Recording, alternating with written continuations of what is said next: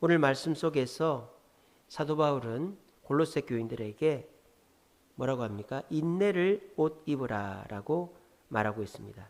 오래 참음을 옷 입으라 그렇게 얘기하죠. 성경에 인내라는 단어는 두 가지 단어가 있어요. 가장 많이 쓰는 단어는 휘포모네라는 단어입니다. 그리스 말로, 헬라어로 휘포모네. 근데 오늘 이 본문에 사용된 인내라는 오래 참음이라는 단어는 휘포모네가 아니고 마크로티미아라는 단어예요. 마크로티미아. 그러면 휘포모네하고 마크로티미아가 뭔 차이가 있냐? 휘포모네는 상황을 참는 거예요. 뭐 배고픔을 참고 몸의 질병을 참고 또 외부적인 고난을 참고 그렇게 상황적인 것을 참는 인내를 휘포모네라고 합니다. 그런데 마크로티미아는 인간관계에서 참는 거, 그거를 마크로티미아라고 그러는 거예요. 그래서 오늘 저와 여러분들이 읽은 13장 12절에서 14절의 내용들은 다 무슨 상황적인 인내를 말하는 게 아니죠. 뭐라고 합니까? 긍휼과 자비와 겸손과 온유와 오래 참음, 피차 용서해라, 사랑을 더하라. 이거는 사람 사이에 있는 그런 감정들을 말하는 거잖아요. 그래서 오늘 이 본문에서 사용된 인내는 어떤 뭐 일이나 추위나 자연이나 이런 상황적인 인내를 말하는 게 아니라 사람과 사람 사이의 인내를 말한다. 그래서 사람과 사람 사이의 인내를 말하기 위해서 단어를 인내라고 번역하지 않고 오래 참으라고 번역을 하는 거예요. 오래 참아라. 자, 그리고 오늘 이 오래 참는데 그 오래 참음을 뭐라고 비유하고 있습니까? 오래 참음으로 옷을 입으라 그랬어요. 옷을 입어라. 자, 왜 그냥 인내해라 또는 오래 참아라 라고만 하면 될 텐데 오래 참음으로 옷 입고 라고 옷 입는다라는 말을 붙였을까요? 예, 뜻을 강조하기 위해서입니다. 자, 우리가 옷은 무조건 입어야 되죠. 여러분 집에서야 뭐 안 입어도 상관없지만 외출할 때는 옷을 반드시 입어야 됩니다. 안 그러면 경범죄로 잡혀가죠. 그래서 옷은 의무적으로 입어야 됩니다. 두 번째로 옷은 신분을 나타내죠. 뭐 요즘은 옷에 따른 신분 뭐 크게 없지만 그래도 부자가 입는 뭐 고급 옷이 있고 뭐 우리가 입는 옷이 있고 그런 것으로 신분이 좀 구별되긴 합니다만은 옛날에는 갓의 크기 또 옷의 재질 그리고 옷의 색깔 이런 걸 가지고 신분이 구분이 됐었죠. 그래서 옷은 신분을 나타내기도 해요. 또 옷은 어떤 것이 있습니까? 일상적인 거죠. 옷은 뭐 어떨 때 입고 어떨 때 안 입고 이러지 않습니까? 옷은 항상 입잖아요. 이런 세 가지 의미를 오래 참음에다가 갖다 붙여야 된다 이 말이에요. 자, 오래 참음은 우리 그리스도인의 의무다라는 거예요. 오래 참는 것은. 그러니까 우리 그리스도인이 뭐 성격 좋은 사람만 참지 나는 성격이 별로 안 좋아서 못 참아 그거 아니라는 거예요. 오래 참음으로 옷 입어야 된다라는 말은 그리스도인이라면 누구나 오래 참아야 된다. 이건 그리스도인의 의무다라는 겁니다. 아시겠죠? 오늘 이 시간에 뭐 성격 따라 참는 사람도 있고 못 참는 사람도 있지 그 생각을 버리시기 바랍니다. 예수 믿는 사람이라면 무조건 오래 참아야 됩니다. 두 번째, 우리가 옷을 왜 입는다? 신분을 나타낸다 그랬죠. 내가 그리스도인이라는 걸 드러내는 가장 대표적인 게 인내하는 거다 이 말이에요. 인내. 아시겠죠? 여러분들이 누군가를 만났는데 여러분들이 화낼 법도 안 돼 화 안 내고 여러분들이 막 너무 막 즐거워할 법도 안 돼 참고 웃지도 않고 그렇게 하면 저 사람 좀 특이하다. 저 사람 화낼 법도 안 돼 화를 안 내네. 그냥 웃고만 마네. 알고 보니까 교회 다니네. 이렇게 된다 이 말이에요. 그러니까 예수 믿는 사람은 오래 참는 인내의 모습이 우리 예수 믿는 사람의 신분을 드러낸다는 거예요. 아시겠죠? 그리고 옷을 우리가 일상적으로 입듯이 우리는 어떨 때는 참고 어떨 때는 안 참고 이게 아니라 그냥 일상적으로 참아야 된다는 거예요. 일상적으로. 우리가 대단하고 훌륭하고 내가 허리를 굽혀야 되는 사람한테만 참는 게 아니고 어린아이, 만만한 사람, 또 나한테 실수한 사람이라도 참는 자가 되어야 된다는 거예요. 그러면 어떻게 된다? 우리는 결국은 승리하게 되고 우리 자신이 그리스도인 다움을 드러낼 수 있게 된다는 거예요. 그 미국의 1960년대 소설 중에 앵무새 죽이기라는 소설이 있습니다. 아시는 분들이 계실 텐데 그레고리 팩이라는 옛날 배우가 주연을 했었어요. 변호사로 나오죠. 앵무새 죽이기. 그러니까 무슨 내용이냐면 흑인이 백인 여자를 강간했다는 누명을 쓴 거예요. 안 했는데. 그래서 감옥에 재판을 받는데 백인 변호사가 그 흑인 남자를 변호해 주는 거예요. 근데 결국은 그 흑인이 죽습니다. 그래서 그 책의 제목이 앵무새 죽이기다라는 거예요. 그러니까 앵무새 아무 잘못이 없는데 앵무새를 죽이듯이 1930년대 미국엔 여전히 인종차별이 있어서 그렇게 죄를 뒤집어 씌워가지고 죽인다 이 말이에요. 그래서 그 내용을 보면요 이렇습니다. 어떤 흑인 남자가 백인 여자를 강간하지 않았는데 그냥 같이 있었다는 이유로 그 백인 여자의 아버지가 이 흑인 남자를 고발을 해버린 거예요. 그래서 갇혀가지고 재판을 받는데 아무도 그 흑인 남자를 변호해 주려고 하지 않는 겁니다. 뭐 그때 당시만 해도 흑인이 변호사가 있을 리 없고 백인들은 흑인 변호를 안 해주거든요. 변호사가 없으면 어떻게 돼요? 그냥 판사하고 배심원들이 짝짝꿍, 검사, 판사, 배심원들이 짝짝꿍 해서 그냥 변호 받지 못하고 죽는 거예요. 근데 그때 변호사가, 백인 변호사가 흑인을 변호해 주겠다고 나선 거예요. 그러니까 당연히 미움을 받겠죠. 가만히 있으면 저 흑인이 누명 쓰고 죽을 판인데 저 백인 변호사 때문에 시끄럽게 됐다 이거예요. 그래서 막 백인 변호사 가족들이나 자녀들을 막 괴롭힙니다. 그 백인들이, 다른 사람들이. 근데 이 백인 변호사가 그 강간을 당했다고 주장하는 그 여자아이의 아버지가 거짓말을 하고 있다는 것을 밝혀냈어요. 그래서 그 백인 여자아이의 아버지가 법정에서 망신을 당했습니다. 자기가 거짓말했다는 게 들통이 나가지고. 근데 그렇게 되면은 흑인이 이겨야 될 거 아니에요. 재판 결과는 백인이 이겼습니다. 흑인이 사형 선고를 받아요. 왠 줄 아세요? 우리나라는 법에 의해서 판결을 내리잖아요. 미국은 법이 아니라 배심원단이 판결을 내립니다.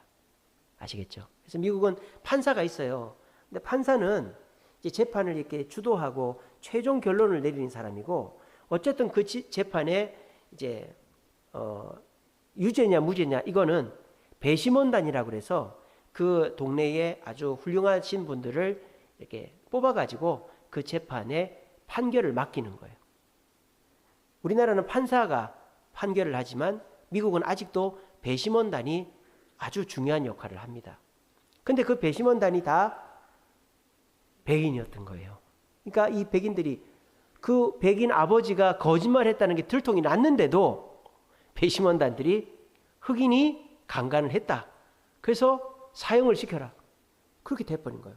여러분 이런 상황을 참을 수 있겠습니까? 못 참죠? 난리가 나야 될 거 아니에요. 그래서 그 백인, 그 흑인의 그 가족들, 친구들이 위에서 보고 있습니다. 방청석에서. 그러면 막 소리 지르고 난리가 나야 될 거 아니에요. 그러면 만약에 어떻게 돼요? 그러면 그 죄로 또 그 사람들 다 잡혀 들어가는 거예요. 근데 그 사람들을 말리는 사람이 있었어요. 그 흑인 방청석 사람들을. 그때는 흑인, 백인 방청석이 다르게 있었거든요. 누가 말렸느냐? 그 흑인들 교회의 목사님이 조용히 하라고, 여기 떠들지 말라고 딱 말렸어요. 근데 제일 화가 나는 사람은 바로 그 변호사죠. 자기가 뭐 증거를 다 찾아서 그 백인 아버지가 지금 거짓말하고 있다는 것을 밝혀냈는데 이 판사하고 배심원단들이 이렇게 잘못된 판결하니까 얼마나 화가 나겠어요. 근데 그 백인 변호사가 어떻게 하는 줄 아세요? 참습니다. 화를 내지 않습니다. 법을 존중하는 거예요. 자, 그래서 결과적으로 어떻게 되느냐? 흑인은 굉장히 억울하죠. 자기가 강간하지 않았는데, 그 재판 결과를 기다렸는데 결과가 사형이 나오니까 너무 억울한 거예요. 억울해도 참아야 되는데 이 흑인이 도망을 쳐버린 거예요. 탈옥을 해버린 거예요. 그래서 탈옥하다가 총에 맞아 죽습니다. 흑인은. 그리고 그럼 백인의 승리인 것 같죠? 그 강간당했다고 주장하는 그 여자아이의 아버지가 자기를 망신 준 그 변호사의 집에 찾아가서 행패를 부리다가 실수로 칼에 찔려 죽습니다. 칼에 찔려 죽었어요. 근데 그 현장에 있던 그 변호사가 그 아버지잖아요. 가족들이 이제 난리가 났었는데 아버지가 가보니까 이제 그 사람이 칼을 들고 난리를 부리다가 자기가 죽은 거예요. 이제 이거를 이 변호사는 내가 뒤집어 써야 되겠다. 내가 그냥 뭐 이 죄를 받아야 되겠다. 이렇게 생각하고 있는데 보안관이 와서 뭐라는 줄 알아요? 저 사람은 자기가 그냥 칼에 찔려 죽은 겁니다. 그렇게 처리를 해버린 거예요. 왜냐? 다 알거든요. 그 사람이 거짓말해서 그 재판이 뒤집어졌고 이 변호사 수고한 걸 다 아니까 그 변호사가 피해가지 않게끔 그 보안관이 다 이렇게 그 무마를 해준 거예요. 그래서 이 앵무새 죽이기라는 소설은 아주 그 핵심적인 인물이 세 인물이에요. 하나는 강간을 했다라고 잡힌 흑인, 그리고 그 흑인을 변호하는 변호사, 그리고 그 딸의 아버지, 이 세 사람이 주요 인물이에요. 근데 이 세 사람 중에서 살아남은 사람은 누구밖에 없어요? 변호사밖에 없죠. 자, 근데 법에서 이긴 사람 누구예요? 그 아버지잖아요. 근데 그 아버지는 죽었습니다. 변호사는 법에 졌습니다. 근데 그 변호사가 어떻게 죽지 않고 끝까지 마지막까지 생존하는 사람이 될 수 있었을까요? 그렇죠. 참았기 때문이에요. 참았기 때문이에요. 우리가 뭐 좋은 일, 기쁜 일, 뭐 그런 일 참는 거는 뭐 아무것도 아니지만은 내가 억울할 때, 내가 정말 억울할 때 참는 거는 이게 쉬운 일이 아니잖아요. 근데 그 억울할 때 참는 습관을 우리가 평소에 들여놓으면 어떻게 된다? 목숨도 건진다. 똑같은 그 미국 그 앵무새 죽이기라는 소설에 나오는 것 같이 우리나라 속담에 뭐라고 있습니까?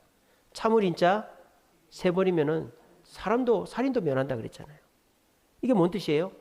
사람이 인내하는 것을 습관을 들일 때 우리는 결국 인내하는 자가 승리하게 된다라는 것을 그 앵무새 죽이기라는 소설을 통해서도 알 수 있어요. 저는 인내를 근육이라고 생각합니다. 근육.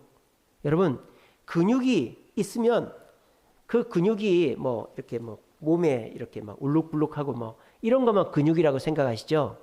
그렇지 않아요. 근육은요, 우리 뼈에 다 붙어 있어요. 뼈. 그래서 뼈를 이렇게 틀어지지 않게 뼈를 딱 붙잡아주고 그 뼈가 움직일 때 힘을 주는 게 근육이에요. 근데 나이가 들면 어떻게 되는 줄 아세요? 이 뭐 가슴이나 팔에 있는 근육도 빠지지만 뼈에 붙은 근육이 빠진단 말이에요. 그럼 어떻게 돼요? 가다가 막 넘어지고 부러지고 막 그러는 거예요. 그러니까 사람이 나이가 들수록 근육 운동을 해야 되는 거예요. 그래야지 사람이 건강하게 걷고요. 나이가 80 넘은 사람의 최고의 목표는 뭡니까? 나이가 80이 넘었다. 최고의 목표. 제가 얼마 전에 유튜브로 그 실버타운에 사시는 어르신들 이렇게 인터뷰한 걸 봤어요. 근데 그분들이 뭐 85세, 89세 이런 분들이에요. 근데 60대 같아요, 다. 실버타운 사신 분들이 다 부잣집 아닙니까? 여기 건대에 가면은 더 클래식 500이라고 실버 그 타운 있잖아요. 거기 뭐 보증금만 해도 뭐 10억인가 그렇고 매달 몇백만 원씩 월세 관리비 내고 그 사는 데가 거기 있잖아요. 거기 인터뷰한 걸 보니까 85, 6 이런 분인데 60대 같아요. 말도 잘하시고 뭐 어디 뭐 몸 불편한 데 하나도 없어요. 근데 그분들이 똑같이 자기 올해 목표가 있다는 거예요. 그게 뭔지 아세요? 예? 그건데 허리 굽지 않는 게 목표래요. 여러분, 나이 들면 허리가 굽습니다. 척추에 근육이 빠지고 그러면 허리가 굽어요. 이거는 내가 근육을 유지하지 않으면 뭐 천하장사가 없어요. 허리가 이렇게 굽는 거예요. 이렇게. 펴지지가 않아요. 근육이 없는데 어떻게 펴져?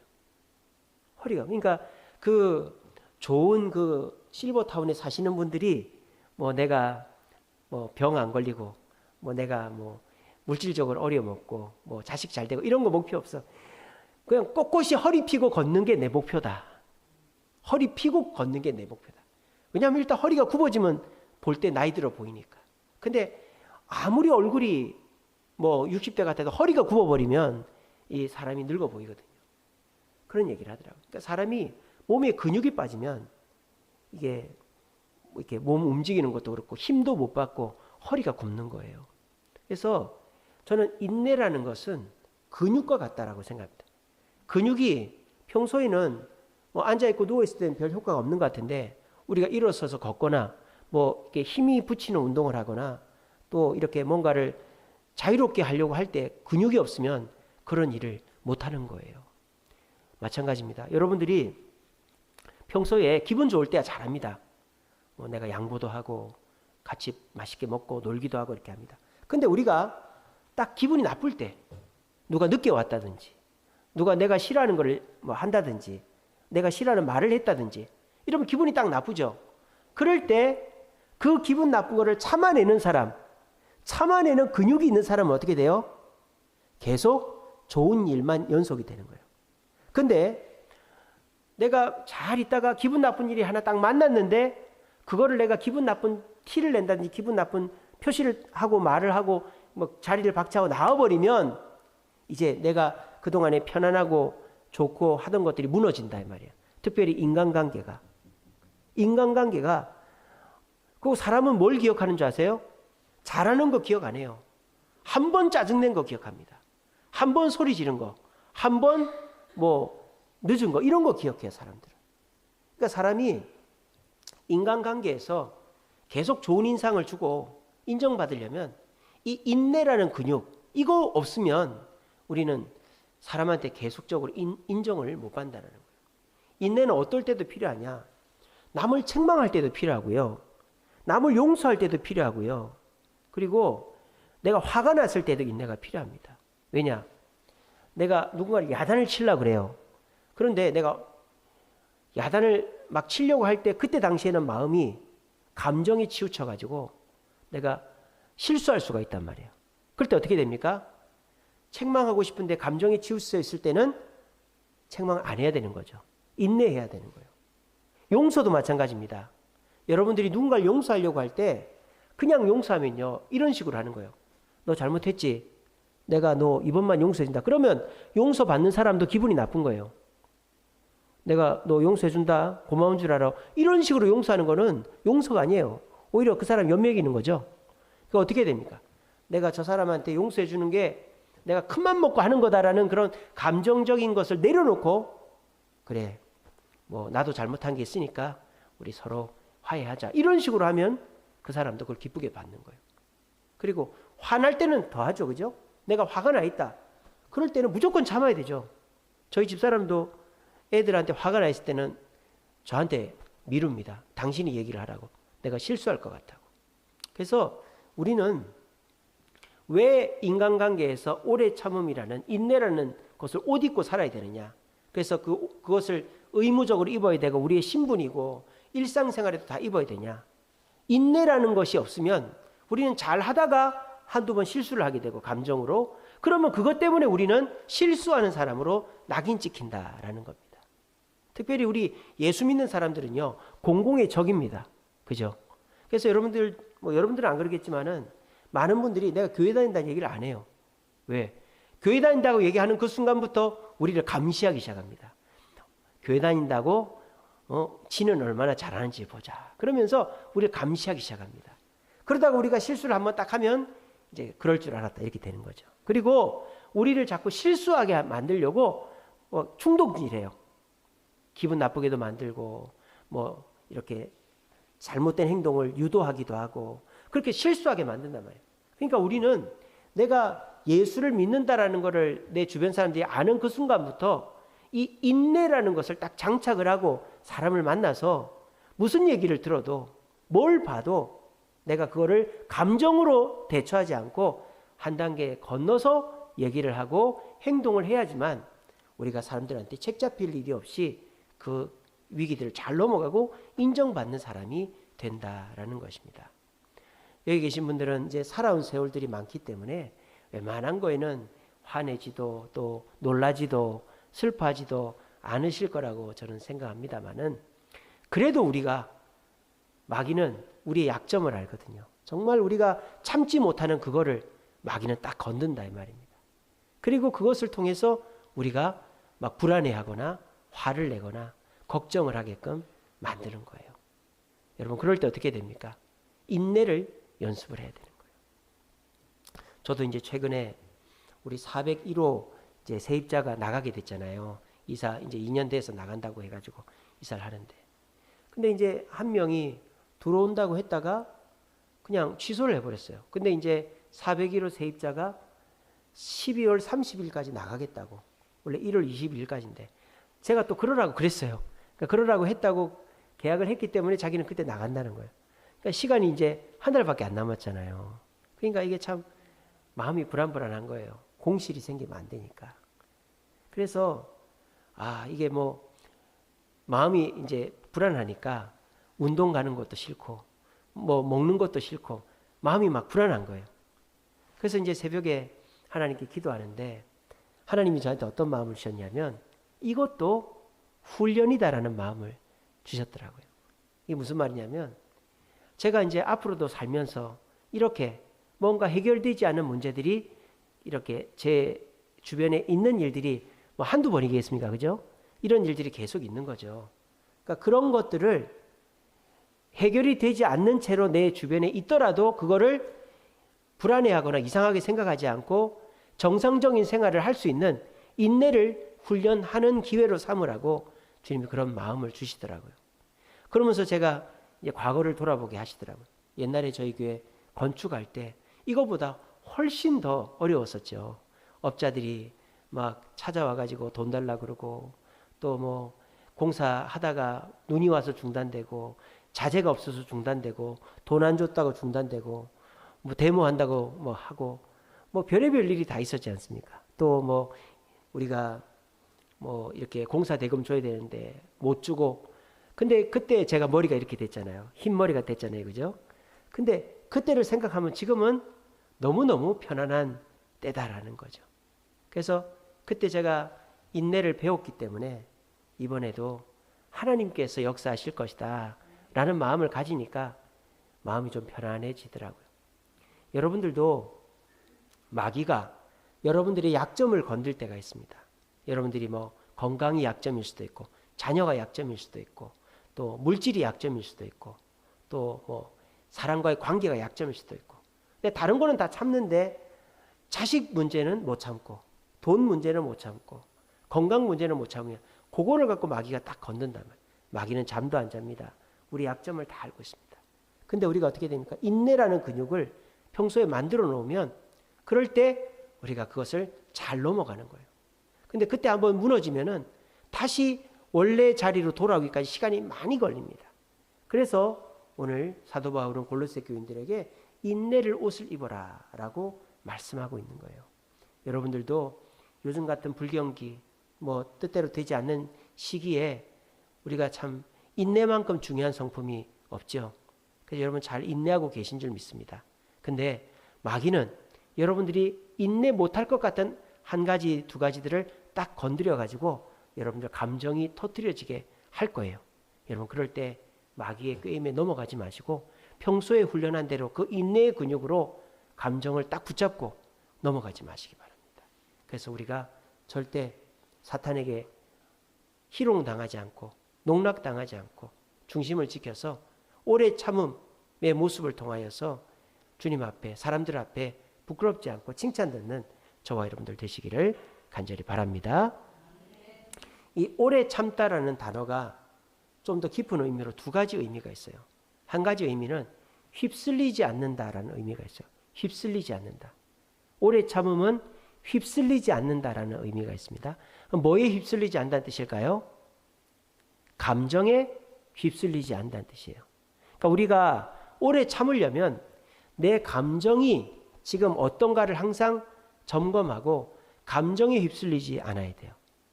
제가 이제 우리 그 막내 세한이를 피부가 지금 엄청 안 좋아요. 그래서 우리 다음 주 목요일 날 성모도 그 미네랄 해수 야외 온천 갈 겁니다. 가실 분들 신청하시기 바랍니다. 오후 1시에 출발합니다. 거기만 갈 겁니다. 성모도 온천하고 저녁 먹고 올 거예요. 그래서 세안이도 데려갈 거예요. 피부가 또 난리가 났어요. 온몸이.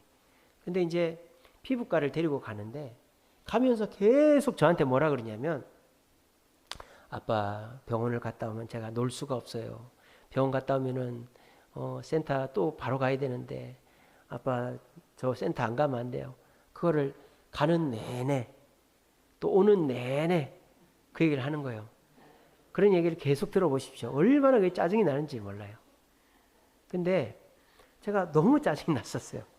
한마디 야이 이렇게 하고 싶었는데 제가 근데 저희 집사람이 저한테 한 말이 있거든요. 세안이가 뭐 그렇게 뭐 센터 안 가면 안 돼요. 라면 먹으면 안 돼요. 그럴 때 들어주지 말래요. 들어주지 말래요. 그냥 뭐라고 해라는 줄 압니까? 저희 집사람이 그렇구나 이래래요. 지금 센터에 가기 싫구나. 라면이 먹고 싶구나. 이래라는 거예요. 그 제가 계속 그랬죠. 너 센터에 가기 싫구나. 그랬는데 또 저한테 가기 싫어요. 그러는 거예요. 그러면 그래서 또 센터에 가기 싫구나 그랬어요. 그러니까 또 가기 싫다는 거예요. 너 정말 가기 싫구나 그랬어요. 계속 그러는 거예요. 그래서 제가 야 이게 정말 잘하는 거 맞나 싶더라고요. 아니 무조건 네가 그렇게 하는 게 네가 정말 가기 싫구나 이렇게 공감해 주는 게 이게 맞나 싶더라고요. 근데 이제 수요일 날 그랬고 목요일 날 우리 세안이가 ADHD라는 그 집중력 장애 진단을 받았거든요. 그래서 정신과 이제 진료를 받습니다. 한 달에 한 번씩. 그래서 이제 정신과 선생님한테 집사람은 목요일 날 병원 갔기 때문에 제가 데리고 갔어요. 그래서 선생님이 이제 세안이 상황을 물어보고 얘기를 다 끝난 다음에 질문이 있냐 그러더라고요. 제가 그 질문 했죠. 선생님이 저희 집사람한테 뭐 요구하면 들어주지 말고 공감만 해주라 그러셨잖아요. 제가 그랬죠. 그래서 네가 정말 라면이 먹고 싶구나. 네가 정말 가기가 싫구나. 그렇게만 해주라 그랬잖아요. 그래서 제가 그랬습니다. 그러더라고요. 제가 그렇게 했는데 죽을 뻔했습니다. 이랬어요.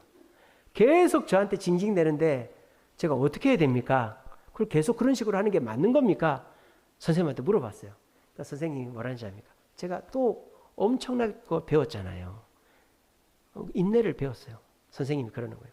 그게 교육입니다. 그러더라고요.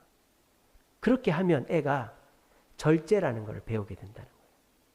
그러니까 우리 부모들이 애가 뭔가를 요구하잖아요. 그럴 때 안 돼! 이건 제일 나쁜 겁니다. 두 번째는 해줄게. 이건 안 돼보다는 괜찮지만 이것도 나쁜 거래요. 뭐 라면 먹고 싶어. 해줘. 알았어 해줄게. 이것도 나쁜 거래요. 이것도. 근데 제일 좋은 게 뭐냐? 정중한 거절이랍니다. 그게 공감이에요. 공감하면서 정중하게 거절하는 거예요. 그러면 우리 세안이 같은 그 거절당하는 애들은 그냥 안 돼! 이런 거절은 상처가 되고요. 그리고 해줄게. 이런 거는 그 애 버릇을 나쁘게 하는 겁니다. 근데 네가 지금 라면이 먹고 싶구나. 네가 센터에 가기 싫구나. 이렇게 정중하게 거절하면 애가 거절당하는 게 기분 나쁘지 않고 거절당해도 견디고 변화되는 그런 근육, 능력이 길러진다는 거예요. 제가 정말 그 선생님한테 큰 거 배웠잖아요. 그렇구나. 우리 세안이가 참을성이 없거든요. 막 간지로 막 긁고 수업 시간에도 막 그냥 나가고 애들한테 소리 지르고 막 ADHD가 참을성이 없잖아요.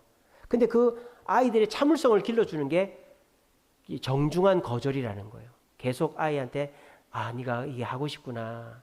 정말 하고 싶구나. 너무 하고 싶구나. 죽을 만큼 하고 싶구나. 이렇게 하는 거예요. 그러면은 애가 아빠가 똑같은 말 하는 것 같은데도 지가 알아서 마음을 정리한다는 거예요. 그래서 이렇게 하면은 어느 정도 내가 이제 양보하고 안 해야 되겠구나. 그 제가 너무 대단한 거 배웠잖아요. 근데 제가 선생님한테 그랬어요. 선생님, 근데 저는 너무 힘든데요. 그랬어요.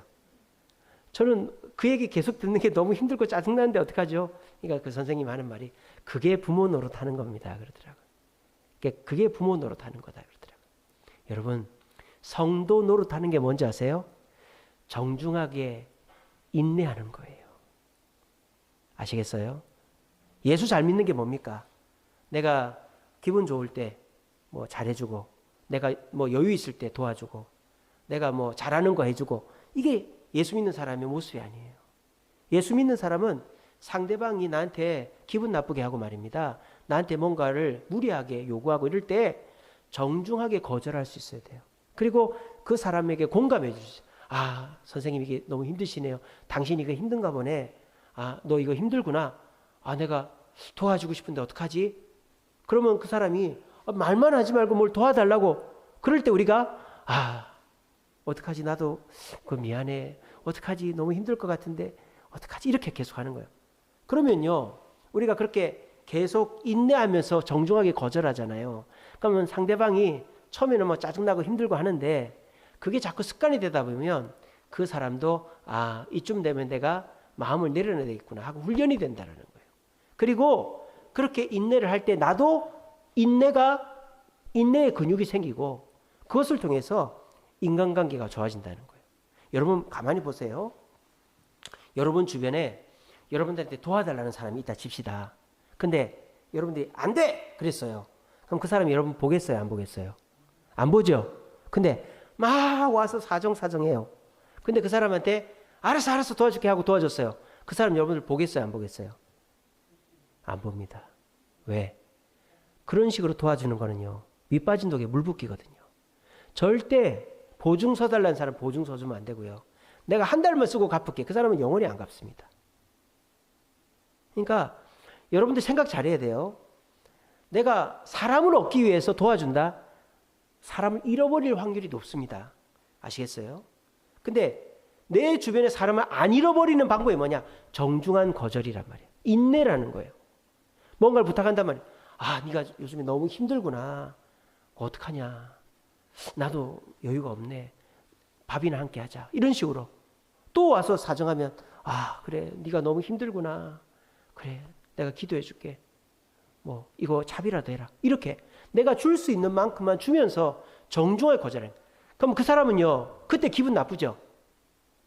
저렇게 여유 있는 사람이 집도 몇 채고 땅도 있고 내가 저 사람 재산을 아는데 나 이거 안 도와줘? 형님 삼촌 이거 하나 안 도와줘? 내가 다시는 오나 봐라. 근데 그 사람이 나중에 되면 또 옵니다. 왜? 그래도 나한테 밥 사주고 용돈 주고 나한테 공손하게 한 사람은 그 사람밖에 없기 때문입니다. 아시겠어요?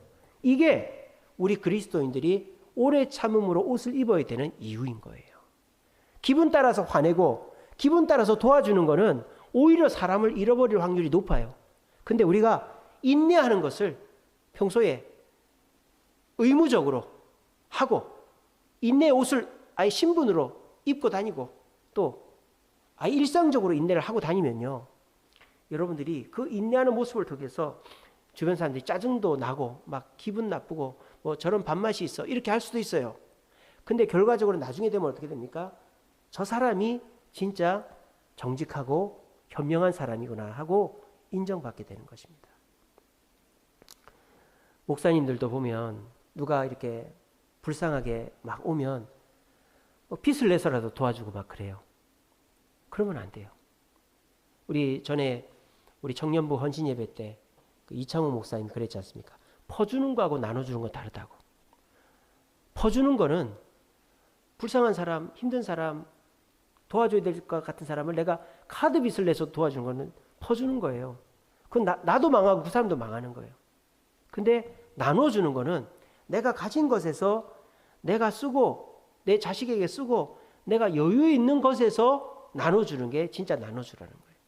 그렇게 되면 내가 나눠주고서도 나는 망하지 않고 또 나눠줌을 받는 사람이 흡족하게 받지 못해도 결과적으로 나중에 자기한테 그렇게 나눠준 나한테 찾아올 때 내가 또 도와줄 여력이 있는 거예요. 아시겠죠? 내가 올인하듯이 다 도와줘 버리면요, 나도 망하면 그 사람 나중에 못 도와줍니다. 근데 내가 어느 정도 여유를 갖고 할 수 있는 만큼만 도와주는 게 그게 그때 당시에는 그 사람한테 욕먹고 쪼잔해 보일지라도 그게 현명한 모습이다라는 거예요. 그리고 그런 사람들이 오래가고 인정받게 된다라는 것입니다. 여러분, 참는 거 참 없어 보입니다. 참는 거. 근데 참아야 됩니다. 그래야 여러분들이 나중을 기약할 수 있고 그 사람한테도 잘해주는 거예요. 그래서 절대 감정에 휩쓸리지 않고 참는 것이 오래 참음의 깊은 의미다라는 거예요. 두 번째는 뭐냐? 참는데 그냥 계속 참으면 이 문제가 해결이 됩니까? 안 됩니까? 안 되죠. 참기만 하면은 해결이 안 돼요. 내가 뭐 지금 몸이 너무 추워요. 근데 나는 안 춥다. 그러면은 몸이 따뜻해집니까? 그런 걸 정신승리라 그러는 거예요. 옛날에 뭐 신채호 선생입니까? 냉골방에 들어가 가지고 앉아 있으면서 이 방은 뜨겁다 그랬다잖아요. 근데 진짜 뜨거웠다고 그러는데 그건 말장난이죠. 그죠? 그러니까 우리가 인내하더라도요. 그냥 참는 거는 아무런 변화가 없어요. 어떻게 참아야 될까요? 참고 난 다음에 그 문제가 해결이 돼야 그게 진짜 참는 거죠. 여러분들이 누가 뭘 자꾸 도와달라고 그러는데 계속 거절만 하고 정중하게 거절했을 때 이게 해결이 안 나잖아요. 그럼 참 괴롭죠.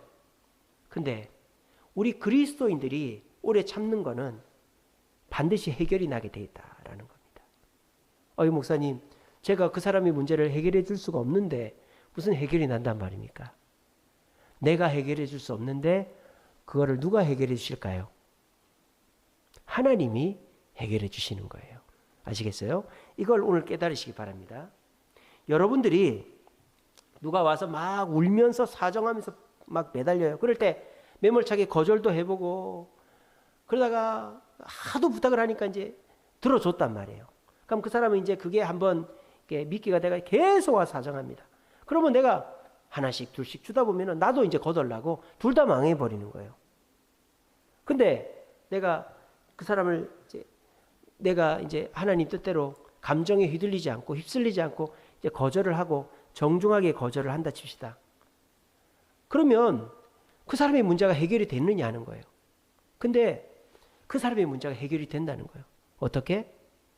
우리가 주님의 말씀대로 그 사람을 내 생각대로 돕지 않고 내 생각대로 하지 않고 정중하게 오래 참고 인내할 때 우리 주님이 우리를 보고 계시는 거예요. 그리고 우리가 저 사람 나한테 와서 부탁할 게 아니라 주님께 기도하게 도와주세요. 주님이 도와주세요. 그렇게 기도하면 주님께서 그 사람의 문제를 해결해 주시는 거예요. 이게 우리 그리스도인들이 인내하는 것의 차이점이라는 거예요. 세상 사람들은요, 그냥 참으면 그냥 참는 것밖에 없어요. 해결이 안 돼요. 아시겠죠? 근데 우리 그리스도인들은 우리가 참잖아요. 그러면 그 참는 모습을 보고 하나님이 역사하신다라는 거예요. 그러니까 저도 지금 우리 401호 문제 때문에 제가 기도하면서 말 함부로 안 하고 참고 있습니다. 하나님이 역사하셔서 하나님이 살아계심을 보여달라고. 제가 수요기도 때도 그랬지 않습니까? 하나님이 역사하심을 또 보여주실 거라고. 그런 거예요. 우리는 참고 있는 거예요. 그러면 하나님이 일하시는 거예요. 이게 우리 그리스도인들이 오래 참을 수 있는 비결이다라는 거예요. 여러분, 우리는 혼자가 아닙니다. 세상 사람들은요, 혼자 참고 해결하고 다 해야 돼요. 근데 우리는 주님 말씀대로 인내하라. 인내를 옷 입어라. 그래서 우리가 그냥 주님 말씀대로 감정에 휘둘리지 않고 계속 인내하면 우리 주님께서 어떻게 하신다? 나서서 우리의 문제를 해결해 주신다라는 거예요. 저는 그런 경험들을 많이 합니다. 제가 막 해결하려고 이렇게 저렇게 뛰어다녀서 문제를 해결하려고 해보면 해결이 되는 듯 하다가 문제가 또 생기고 그래요. 이 사람한테 부탁하고 저 사람한테 부탁해서 사람들이 해결해 주겠다고 했는데 또 이 말이 바뀌고 막 그래요.